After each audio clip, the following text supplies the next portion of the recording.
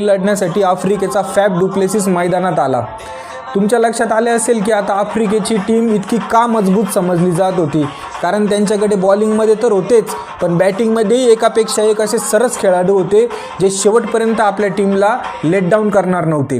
डिव्हिलियर्सप्रमाणे फॅफ डु प्लेसिसने देखील आक्रमक असा खेळ सुरू केला आणि पुन्हा एकदा भारतीय चाहत्यांच्या डु प्लेसिस देखील आता थांबायला तयार नव्हता। डु प्लेसिसने देखील जोरदार फटके मारत सामना त्यांच्या बाजूने झुकवला, पण त्यानंतर आफ्रिकेच्या फक्त 10 रनांच्या अंतरावर हरभजनने आधी ड्युमिनीला व मुनाफ पटेलने वॅन वॅकला आऊट केले व सामना परत भारताच्या बाजूने आला। 6 ओव्हर्समध्ये 50 धावांची आवश्यकता होती आणि आफ्रिकेचे 6 खेळाडू आऊट झालेले होते। सामना अचानक भारताच्या बाजूने परत झुकल्याने सर्वांमध्ये आनंदाचे वातावरण होते। या रन संग्रामात नक्की कोण बाजी मारणार हे काही केल्यात तरी कळत नव्हते। आफ्रिकी ऑलराऊंडर योहान बोथा मैदानात आला आणि 15 चेंडूत 23 धावांची तडाखेबंद खेळी केली आणि शेवटच्या 2 ओव्हरमध्ये फक्त 13 धावा हव्या होत्या। 100 ओव्हर्सच्या या 2 शहरांच्या लढाईत 98 ओव्हर झालेल्या होत्या।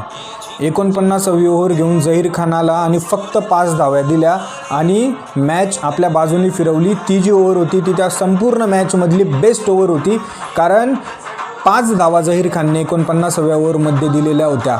आता आफ्रिकेला 6 बॉलमध्ये 13 धावा हव्या होत्या। धोनीकडे तेव्हा नेहरा